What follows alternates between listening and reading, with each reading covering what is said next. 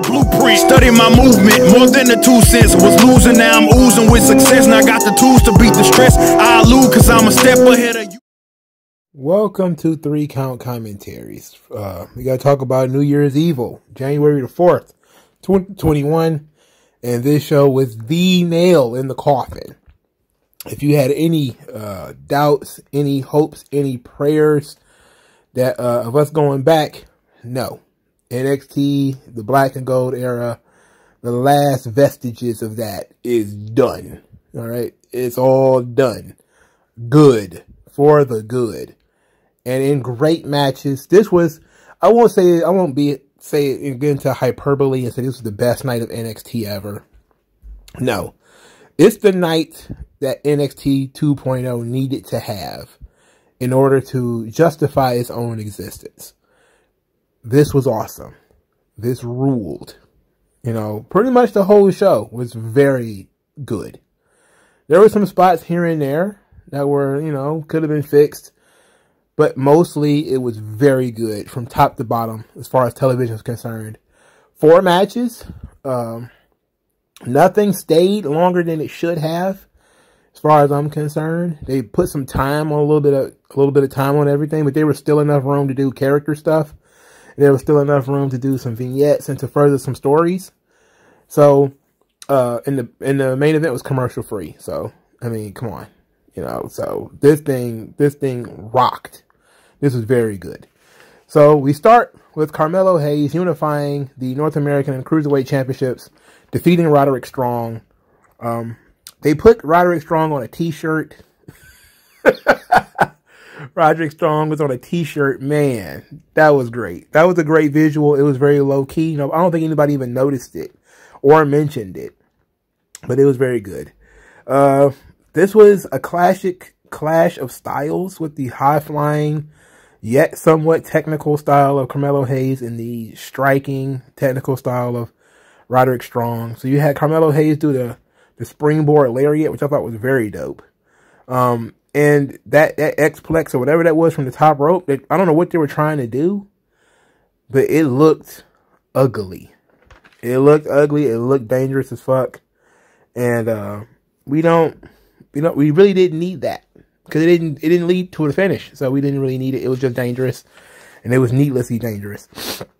But this match was very good. And Trick Williams was so animated outside in the ring. He was beating his chest at one point. At another point, he was screaming at Carmelo. You know, he was so happy. You know, he was just out there really, really hamming it up. And the camera kept finding him because his reactions were so good. It got to the point where I forgot that Bivens was on the other side of the ring. I even asked, like, is Bivens still there? Because the camera usually finds Bivens because he's usually saying something or doing something. But when it went outside the ring, it just kept finding Trick. And he just had always something like a crazy look on his face, or he was doing something. And they also would use the camera where he would be in the shot sometime. Like when, I think Carmelo had him in a chin lock or something like that. And you could see Trick Williams was kind of mimicking the chin lock. And he was in the shot. So you could see him, like, the camera was looking past Carmelo to Trick Williams in the background doing the chin lock or whatever. So he was really adding a lot outside the ring. You know, this match was very good. Carmelo Hayes winning, of course, is the right decision. You know, technically he is the final Cruiserweight champion. A double champion. Very good stuff, man. The death of the Cruiserweight division in WWE. Death by 1,000 cuts, if we're being honest. It all started with Buddy Murphy and all of those guys on 205 Live that was really murdering stuff, having really awesome kick-ass matches, but not being able to translate to Raw or SmackDown. It's the same thing that killed NXT. You know, you hear about all these guys having such kick-ass matches. They're having such good matches, and they're doing so well. And then you bring them over to Raw, and you can't find a lick of personality in any of these guys. So you try to do something with them, and everything seems like to be the wrong thing. It seems like anything other than just put them in the ring and let them do work rate matches for 20 minutes seems to be the wrong thing to do. And once they started moving guys from 205 Live, Cedric Alexander and how about calling him Muhammad Ali? Jesus, Mustafa Ali. Once all these people started moving, the show just cratered. You know, it just died. And it's really been it was on life support ever since the mass exodus, and then ever since the what's the name too? What's the face? What happened? It was that speaking out stuff. Yeah, there was a couple of guys who were on 205 Live that got busted, and it was on life support after that. You know, the only thing that's keeping it alive was that they seem to have been interested in moving the Cruiserweight title over to NXT UK, and that probably could have saved it. But then the pandemic happened, and Jordan Devlin got stuck in Europe, and then they shut down wrestling in Europe. They couldn't defend it. Then they had to restart the Cruiserweight division over here with Santos Escobar, and it just never really got back where it should have been. But it was death by 1,000 cuts, you know. It was really, and they were still holding on pretty strong when NXT brought the title back and renamed it the NXT Cruiserweight title, because you had Leo Rush and you had Angel Garza. Then both of them, I think Leo Rush probably quit around that time, and then Garza got called up to Raw. It's just bad timing. But getting rid of that title, I don't know if it was the right thing to do, but you don't need as many belts. You know, you really don't. And since you're not really bringing in too many cruiserweights anyway, there's no need to saddle them with a cruiserweight title. And Roderick Strong did very good. He did his job. He went in there, really made Carmelo Hayes look like he was the shit. Carmelo Hayes is very good already, but Roderick Strong took him to the next level. This was excellent. This was fantastic. Tommaso Champa was back clutching the NXT title as he does when he ran into his boy AJ Styles, who says he might have a little bit of business to handle. AJ Styles was in his gear, which was interesting. He told Champa to defend the title, and they kind of exchanged a little bit of a glance. It was a nice little tease that they had there. Then Styles went out there to confront Grayson Waller. So AJ Styles expressed a little bit of regret for not starting in NXT, for starting at the Royal Rumble and going to Raw and SmackDown, because there's something special about NXT. And he said it's the passion. It's the passion of the fans and the passion of the wrestlers. And it's that passion which makes NXT go round. And he's not going to let anyone take it away, except Nick Khan. So then here comes Grayson Waller. And Grayson Waller hit all the notes that he should have hit. Of course, he mentioned that AJ Styles lost to Amos because he was on Amos's, he was on AJ Styles' mind, rather, all night long. Then he says that he noticed that, and a bunch of other people didn't notice it, because you say I didn't pay my dues, but I'm a student of the game. And then he found a guy in the crowd, and this was awesome. He said this guy didn't notice that because this guy's never been in the ring. He's also never been in the gym or in the sun.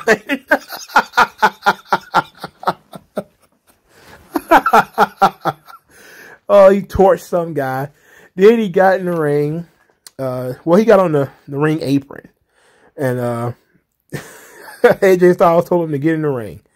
Grayson Waller was like, nope. If you want to fight me, we do it next week in the spotlight. I'll have the biggest victory of my career.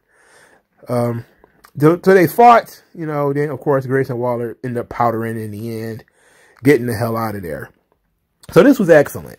Grayson Waller hit all the right notes, you know, mentioned that AJ Styles was, you know, got beat up by Amos. And I think that was probably his, you know, a little bit of a send-off for AJ Styles from Raw for a little while. If he's going to be spending some time in NXT, which seems to be the case, yes, I did see that article that maybe this was supposed to be Jeff Hardy's spot, that Jeff Hardy was maybe going to do that run in NXT that AJ Styles is doing right now. I could see Jeff Hardy cutting the same promo that AJ Styles cut.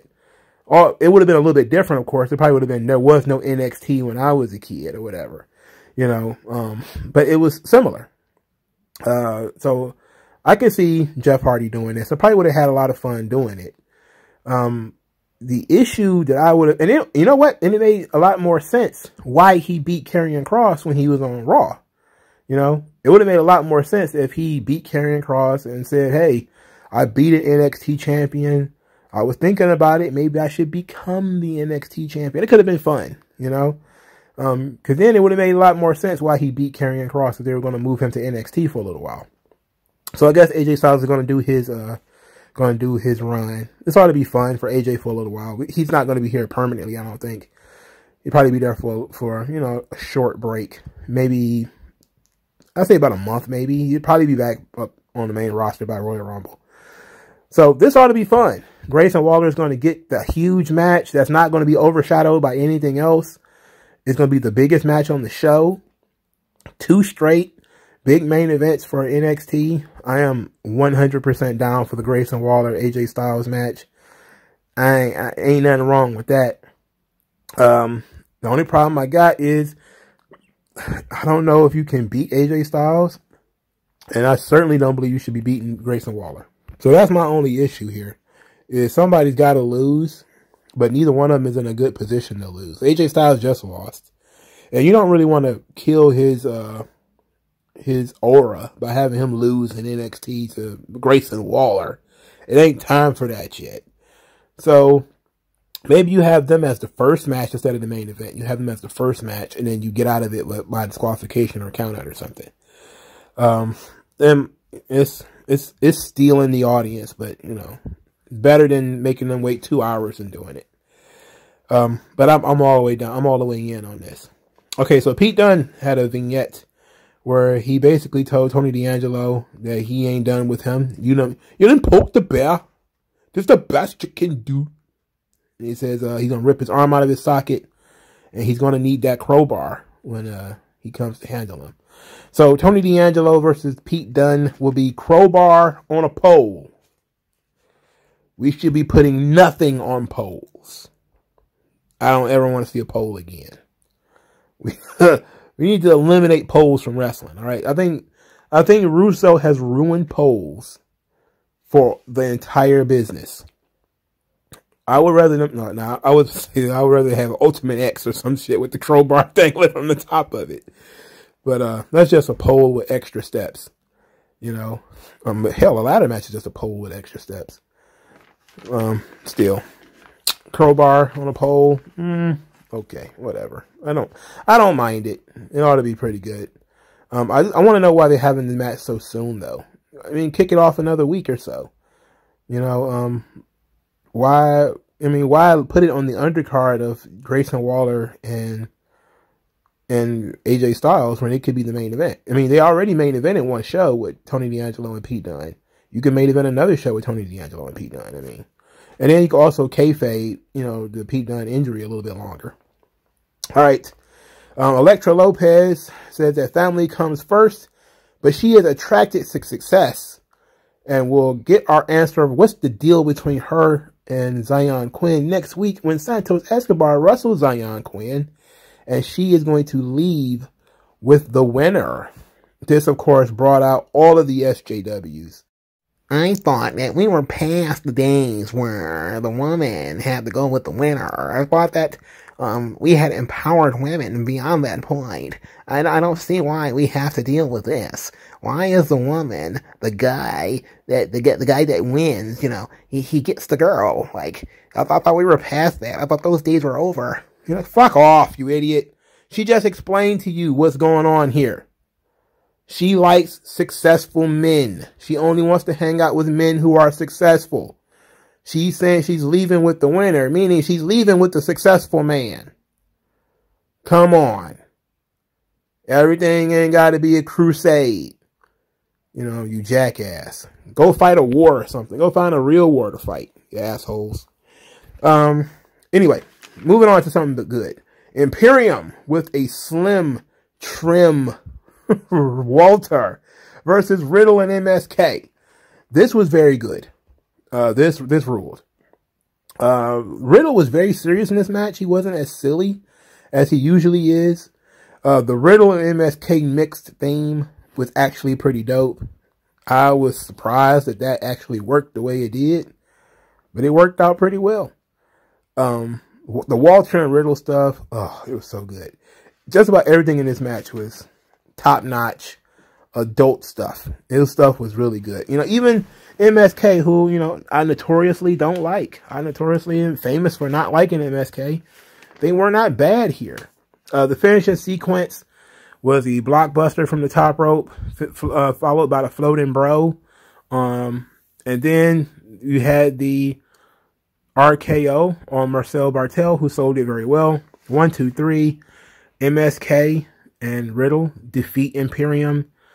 Woo. Walter losing. It is what it is. It's not that big of a deal because it was Bartel who got pinned. But this was actually very good. Following this, Riddle said his goodbyes to MSK. He didn't even bother to get dressed. He just hopped on his magical scooter. Still sweaty and sticky and wearing his wrestling gear. And for some reason had his tag title with him. And hopped on his magical scooter and rode off into the sunset. This, of course, was after Riddle told them to go and achieve their destiny, that they're ready to be the tag team champions again. The Creed brothers then walked up and told them that the tag team division is a little bit different than the last time they were there. And the only way they get in the tag team title shot is if they win the Dusty Cup, which ain't gonna happen because the Creeds are in it. Likewise, Joe Gacy cut a promo explaining that Harlan's outburst the previous week is he's still trying to deal with how he was treated in the past, how people, you know, looked down upon him and talked bad about him. He's still trying to work through it. And he said that, you know, what would help Harlan if we won the Dusty Cup. That would really help Harlan's mental health. And said that, look, I understand we're a newly minted tag team. And we're not asking for a handout. We're not looking to exercise any privilege. We're willing to earn our way. This was great.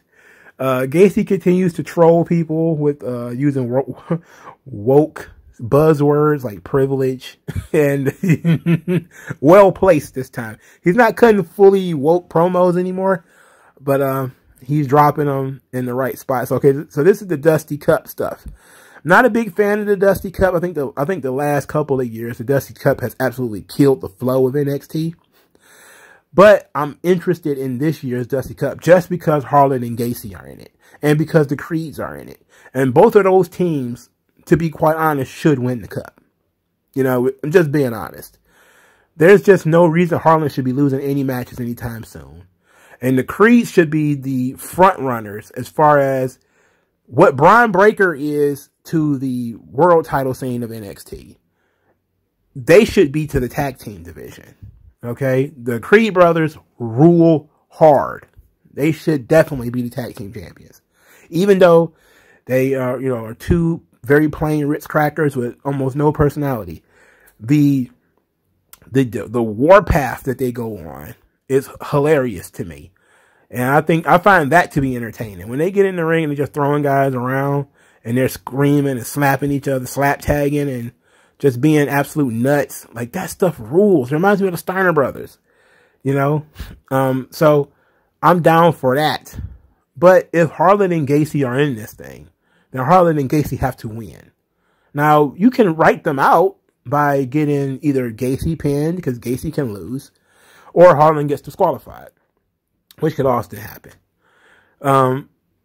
I personally don't like the idea of MSK winning. That makes me sick.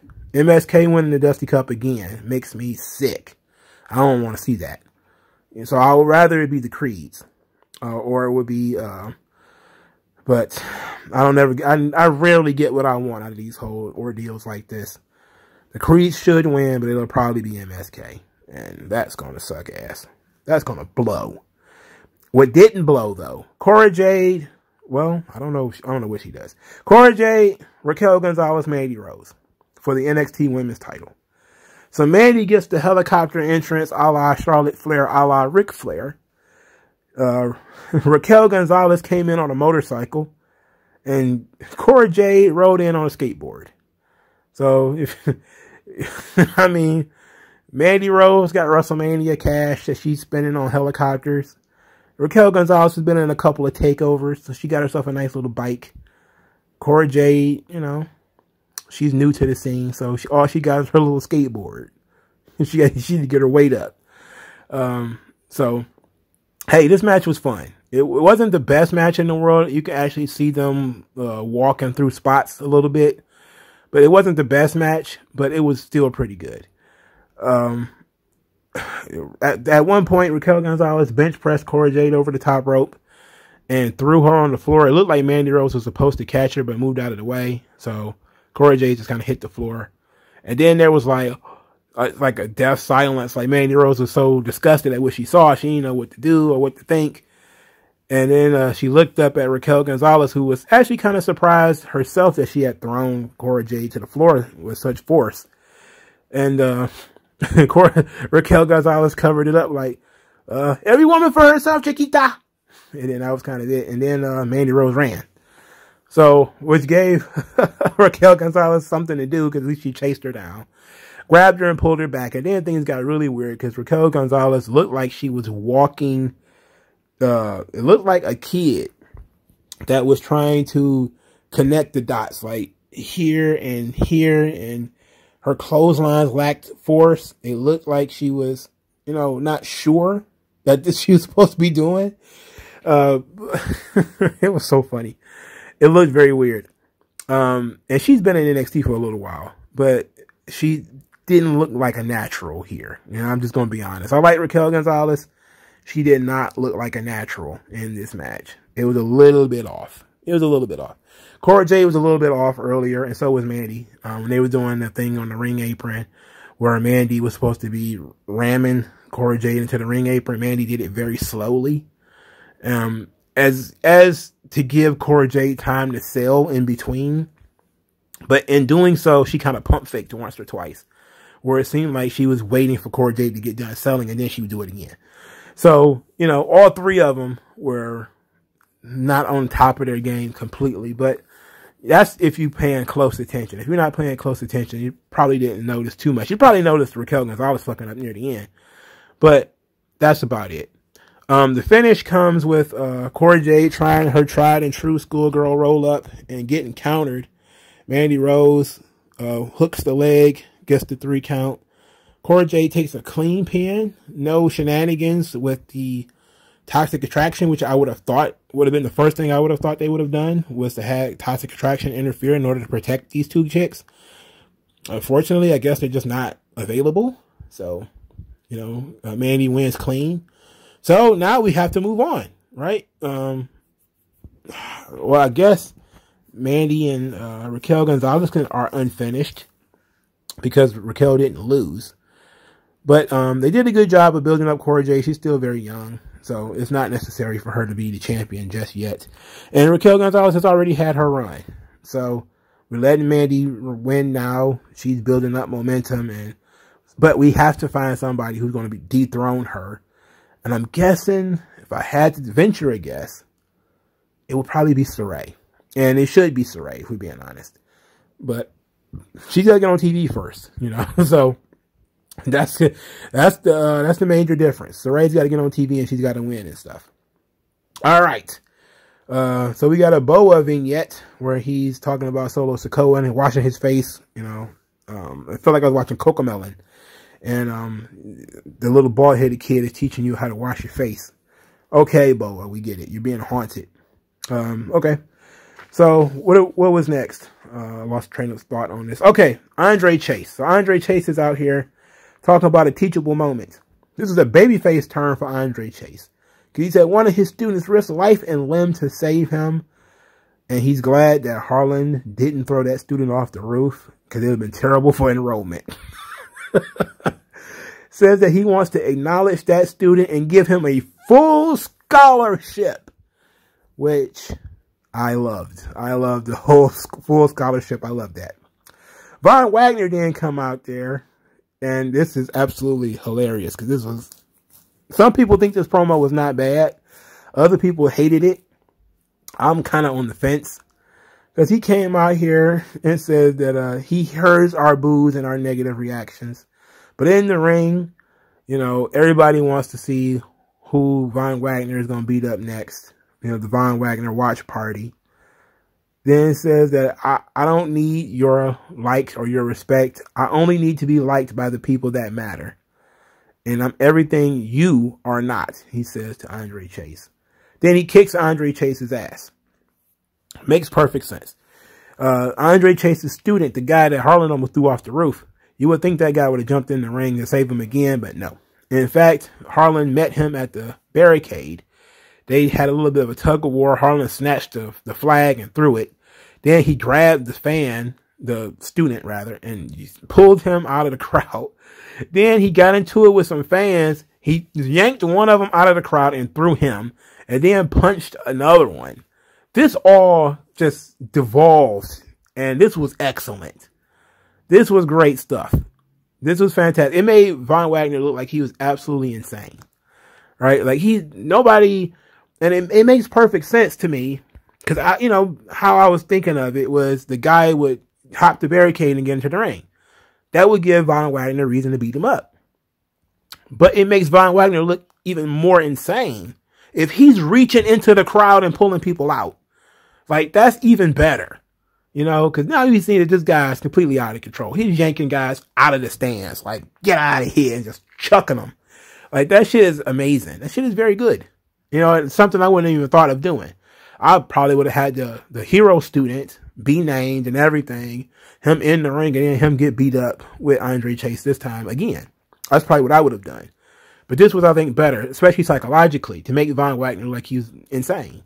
He's reaching into the crowd and pulling people out. He's beating up fans. That was a nice twist. It was a very nice twist. Von Wagner's promo, he has a bit of a lisp. I know I do too. I can't make fun of that. But I'm not sure if I was enthralled with his promo or not. Nor do I feel like it spoke to being truthful in any way. It just kind of felt like something he was told to say, and therefore he went out there and say it. And now he seems like Jack Swagger wearing a Chewbacca suit. That's just kind of how he feels to me. He just feels very just abnormal. He just feels like a big hairy man.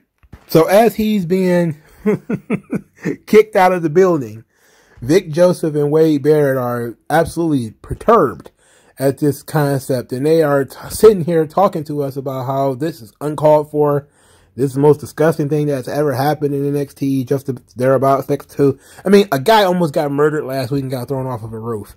But heaven forbid Von Wagner beat up a fan. As he's being escorted from the building, for some reason, he is escorted through where Roderick Strong is hanging out after getting beat up. He's in the medical area. And Von Wagner yells out something to Diamond Mine. So I'm guessing they're probably going to be his next opponents. They're still building up that Von Wagner now is out of control, just like Harlan and some of the other guys running around NXT. They have no self-control. These young, rambunctious kids. Bundles of testosterone and muscle. They don't know what to do. So, I'm guessing this where they're about to bring in Robert Stone to sort of talk on his behalf and everything. I don't think it's going to help him that much. But, whatever. Let's give it a try. Let's give it a try. Von Wagner is probably one of the weaker introductees into the new NXT 2.0. He just doesn't have a great look, doesn't have the charisma or the great promo skills as some of the other people who are hanging around NXT now. He comes across as a big dude who needs something, and maybe he would have been better off being Harlan. Who knows? But he needs some help. He's the one guy who needs some help. So there that goes. Cameron Grimes had a vignette where he talked about the $1 Million legacy and becoming the $1 Million Man and making all this money. Then he says that the $1 Million Man, the $1 Million legacy, that was Ted's legacy. Time for him to build his own legacy. Time for him to win some gold.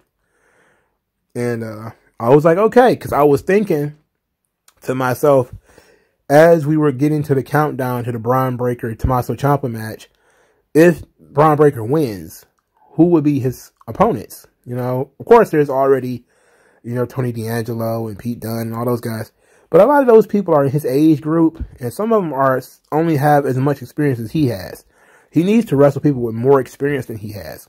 And I forgot Cameron Grimes was even still there because he was doing the comedy shit with, I forgot the kid's name already. The poker chip kid. He was doing all that stuff with him. So I forgot that Cameron Grimes was even there. So Cameron Grimes doing some stuff with Carmelo Hayes could be very good. Him doing some stuff with Bron Breakker could be great. I have some ideas for the Bron Breakker stuff though. Main event, what we all came for, commercial free. Bron Breakker defeats Tommaso Ciampa for the NXT Championship by submission via the Steiner recliner. What a tremendous match this was. This kicked ass.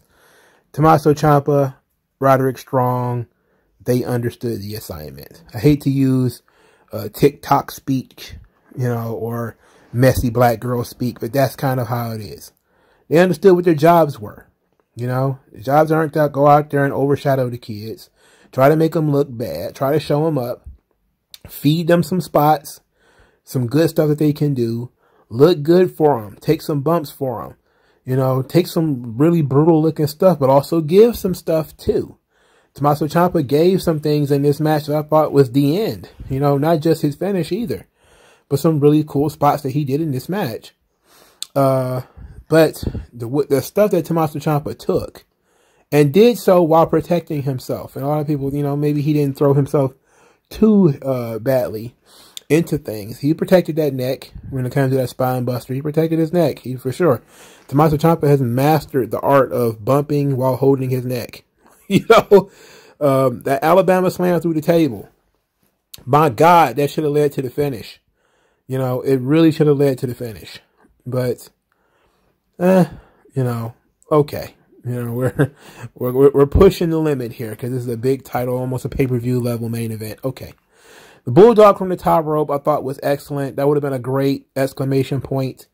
That's Rick Steiner's finish. That would have been fantastic as a finish. That they took it to the next level with the Steiner recliner. It's just perfect. And it sent everybody into a tizzy.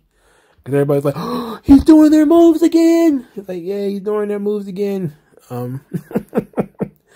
I like that his finish doesn't have a name. He just does it. His little bench press into the power slam thing. It's not a. It's a great finish. He obviously can't do it to everybody. So the Steiner recliner is a great move to use. It's something he can do on everybody, and he looks great doing it. Tommaso Ciampa saved himself from that, from the gorilla press slam by grabbing the bottom rope, you know. And I like how they played it into it being Bron Breakker's inexperience because he did it right near the ropes instead of in the middle of the ring. I like that too. This was fantastic. Tommaso Ciampa did a really good job here. This teared me up as Rick came out there. This was after NXT had gone off the air. I happened to be looking on Twitter and I saw that Rick Steiner was there. He was present for his son winning the title. This was excellent. That was fantastic stuff. I love that. So this is nothing wrong here. I ain't got no complaints here. Bron Breakker was the right guy. He kicked the big X to start the match off. I know that really upset some people, but hey, you know, we're proving a point here. You know, it's about as subtle as a boot to the face that, you know, he kicked this big block X and it cracked right immediately in half, almost as if it was cut that way. And there was no other way for it to break. I thought he was going to go full Mortal Kombat and chop that bitch in half or something like that, but him kicking it is pretty cool too. He might as well just had a black and gold banner and he tear through it like University of Michigan usually does when they do like big go blue games. When they like run and grab the banner, but sometimes they like tear through the banner and burst out of the scene. That sometimes, you know, might have been pretty cool too.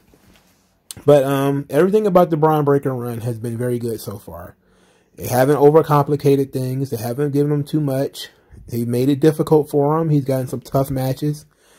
Unfortunately, I think he won the title a little too soon. That's something that I feel, that's just me personally. I think that you're giving a little too much, you know, too fast. And now you're in the position of who's next. You know, you let Bron Breakker breathe a little bit, you know, but You got to ask the question of who's next. Do him and Champa run it back on a third match? Or do we start to move on immediately? That's a good question. I know it's probably a little too soon to start discussing whether we should do that or not.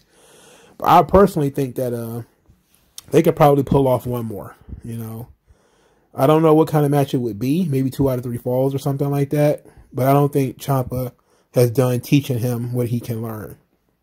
And then he also needs to have a run with some other guys that are on that roster. But because I really want Bron Breakker to make it. But in order for him to make it, he's got to have, you know, some time in NXT being put through the grinder. He's got to get the John Cena treatment. You know, Cena was pushed into the deep end where he wasn't ready to have long main event matches with Chris Jericho and Kurt Angle and Undertaker and all those guys, but he had to do it anyway. You know, you got to go in there, and if JBL has to carry you, so be it.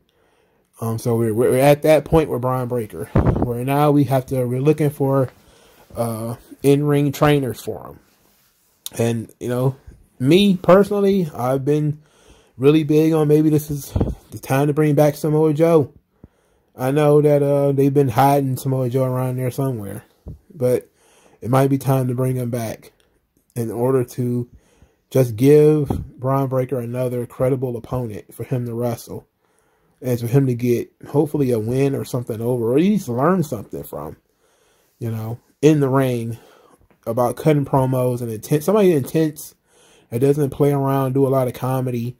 And that's kind of the issue with Cameron Grimes, is his character for so long has been tied up in comedy that you really can't take that character and port it into the main event scene, at least not right now, because he's been inundated with so much comedy. He's been doing comedy for like 3 years now. You know, almost everything that involves Cameron Grimes has been comedy, but nothing involving Bron Breakker has been comedy, with the exception of Grayson Waller and Trick Williams. They were comedy. Bron Breakker has been very serious about this whole ordeal. So we need somebody in there who is just as serious as he is. And maybe somebody who takes offense at all the kicking of the big gold X and everything. You know? We kind of need some of that stuff. I don't mind them keeping up the old NXT versus new NXT stuff. I think that's going to be a theme probably throughout the rest of the run. You know, probably forevermore. It's going to be a mixture of, you know, the old school who never went away, and some people who probably will be returning at some point. I know that Kevin Owens has said that NXT is so different now that it's nowhere near the same thing as when he was there. He's not interested in going back. And I said, praise God. We don't want your ass here anyway. I know back when everybody was an indie guy, you would have fit there. But not now. And I 100% agree with him that he doesn't fit in the modern NXT. Good. Which is a good thing. If you can't help, fuck off. We're trying to make stars here, not play with our friends. So, New Year's Evil from top to bottom, very good show. I have absolutely no complaints. I enjoyed myself. It was very good. You know, definitely, you know, if it wasn't for I think it was definitely top to bottom better than day one. Now, I do think that the main event of day one was one of the few wrestling matches I watched immediately afterwards. Again, I watched that match again. You know, I think probably not immediately afterwards, probably the next day or something. I watched that main event again. But I'll certainly probably be watching Tommaso Ciampa and Bron Breakker again. Be watching Carmelo Hayes and Roderick Strong again, for sure. And maybe even that 6-man tag. So there's a lot of stuff here to like. You know, you have to be trying very hard to hate this show. NXT is just getting better, you know, as they go along, as the talents get better, as the storylines start to gel a little bit more, as they make the necessary changes they feel like they need to make, as people come and go and different things like this occur, the show is getting progressively better. You know, like, there was some confusion, I think, early, because people were still they were bringing in so many new faces that it was kind of, okay, well, I don't know this guy. What am I supposed to do with this guy? But over time, they started bringing in fewer people, and then they started doing the vignettes to sort of introduce people before they showed up. So even though it was a hard reboot to start, and then they were doing a lot of weird things, like putting Von Wagner in the main event, you know, that was weird. You know, that was the thing that occurred. That was odd. I mean, we didn't get a vignette. We didn't know who that guy is or what was going on with him or nothing. It was just, hey, here's a guy who's going to be in on this show now. And it's like, whoa, wait a minute. Conspicuously, I think that was the last time I saw William Regal. Was the first episode of NXT 2.0. Was he in the second episode? I don't think so. In any event, I think they're finally starting to hit their stride. You can see it in how they're booking for the long term. And, you know, they have the next episode prepared while this current episode is going on. Nothing feels slapdash. Everything feels like it's, you know, put together appropriately. There's time only for what they have on the show. Maybe one or two impromptu segments or something like that. They're doing a good job with the introduction of the Raw players like AJ Styles and Riddle. They did a good job with them. You know, they didn't let them overshadow too much. They, you know, gave them the opportunities to, they gave the rub rather to the younger kids without taking their full space, even though the crowd, you know, wants them to. You know, they did a good job of holding back and not giving them too much. So here's hoping NXT continues to find its appropriate formula and that they eventually start to integrate more. And you know what? NXT's not done, man. They're still doing some really good shit over in NXT UK as well. NXT has found its stride. And I'm glad to say that it's actually become very good. It's become almost undeniable now. The right people are being pushed. You know, right characters, right. Everything is falling into place, with the exception of MSK. You know, I'm not a fan of them. Really ain't, but it's all coming together. It's starting to gel. People are behind the guys that WWE needs them to be behind. Even Grayson Waller, which a lot of people didn't want to give a single chance to. They're starting to recognize that he's actually pretty good, and that he's not time wasted. You know, Tony D'Angelo really getting over, really becoming a top level guy. You know, now he's going to be working this feud with Pete Dunne, and we're just ready to start seeing people break out. And it's almost time for another breakout tournament too, I think, isn't it? When was the breakout tournament last year? I thought the breakout tournament was right after the Dusty Cup. So, I don't know. I don't remember. But it's about time, man. You know, it's time. The Women's Dusty Cup is going to kill everything now. I got a feeling that's going to really drag everything down. But, you know, we'll cross that line when we get to it. All right. Like this video, share this video, subscribe to the channel, donate to the channel. Thank you guys for your time. I'll talk to you guys later, man. Peace out.